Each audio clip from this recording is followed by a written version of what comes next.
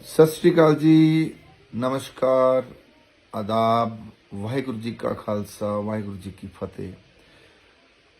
यहाँ पर मैं फतेहगढ़ साहब में हूँ और फतेहगढ़ साहब में सारी दुनिया के जो लोग हैं, चाहे वो सिख हैं, हिंदू हैं, मुसलमान हैं, ईसाई हैं, जैनी हैं, बोधी हैं, वो एकत्र हो रहे हैं। वो यहाँ पर इकट्ठे हो रहे हैं क्योंकि शोक सभा जो होती है, क्योंकि छोटे साहबजादे और माता गुजरी जो हैं उनका आज जो है शोक सभा का वही दिन चल रहे हैं। और मैं हिंदी में इसलिए बोल रहा हूँ कि मैं कुछ संतों का, कुछ कारोबारी लोगों का, कुछ मित्र प्यारों का, कुछ विद्वानों का धन्यवाद करना चाहता हूँ जो पंजाब से बाहर बैठे हुए हैं,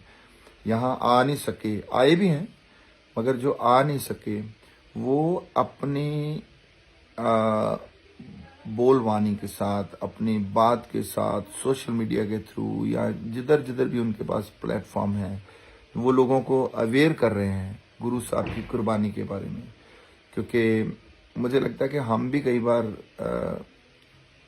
इतनी बड़ी बात नहीं करते, इतनी अवेयरनेस नहीं फैलाते जो जितनी बाहर के लोग जो हैं, जिन्होंने गुरु साहब के बारे में पढ़ा है, गुरु साहब के बारे में जानते हैं, गुरु साहब की बानी को पढ़ते हैं, गुरु साहब की जीवनी को पढ़ते हैं, इन किरदारों को पढ़ते हैं, तो वो अवेयरनेस फैला रहे हैं। उनका मैं धन्यवाद करता हूँ, बहुत बहुत मेहरबानी है। और दूसरी बात ये है कि ये अवेयरनेस हमें भी,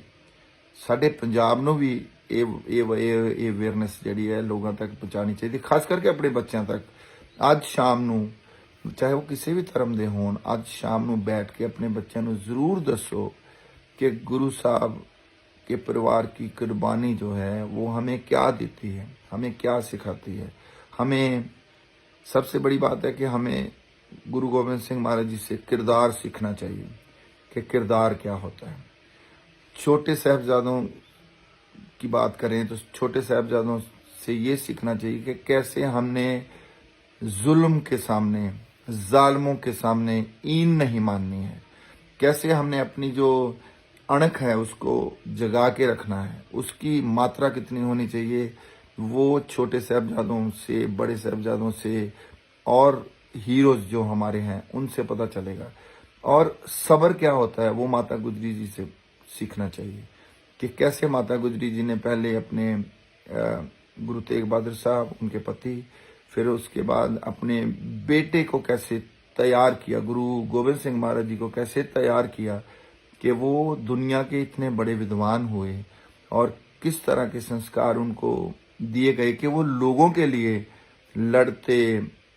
लोगों को समझाते हुए, लोगों के लिए बलिदान देते हुए इस दुनिया से चले गए। और अपना पूरा परिवार, हम लोग ऐसे हैं कि हम अपने परिवार के बारे में सोचते हैं। दुनिया का हर जो हीरो है, हर लीडर है, वो अपने परिवार के बारे में पहले सोचता है कि मेरे परिवार को कुछ आँच नहीं आनी चाहिए। आप हिस्ट्री पढ़ के देख लो कि जितनी भी शहीदियाँ हुई हैं सब लोगों ने अपने परिवार बचाए हैं पहले। मगर गुरु गोबिंद सिंह महाराज जी एक ऐसे किरदार थे जिन्होंने अपने परिवार को पहले कुर्बान किया। बड़े साहबजादों की आप मिसाल ले लो, फिर उसके बाद छोटे साहबजादों की मिसाल ले लो, उसके बाद की बात कर लो कि कैसे गुरु साहब सब कुछ कुर्बान करके भी एक जफरनामे के थ्रू, एक चिट्ठी के थ्रू कैसे औरंगजेब को मेंटल करते हैं, कैसे उसको उसका जो संतुलन है, दिमागी संतुलन हिला देते हैं कि तू क्या क्या गलतियां कर रहा है। तो ये विद्वता की बात है, ये विद्वान होने की एक बात है। सो आप अपने बच्चों को, क्योंकि मुझे पता है कि हर बंदा अपने बच्चे को चाहता है कि वो किरदार का बड़ा हो, वो इज्जतदार हो, उसमें सब्र हो, उसमें संतोख हो, उसमें निम्रता हो। ये तो गुरु नानक साहब से शुरू हो जाती है निम्रता। तो गुरु गोबिंद सिंह महाराज जी, मोहब्बत, प्रेम, जिन प्रेम की तिन ही प्रभ पायो। तो हर तरह की जो चीज़ है, हर तरह का जो एक प्रैक्टिकली आपके जीवन का जो साइकिल है, सर्कल है, उसको कंप्लीट करते हैं गुरु गोबिंद सिंह महाराज जी। सो अपने बच्चों को ज़रूर सिखाइए, अपने बच्चों को ज़रूर बताइए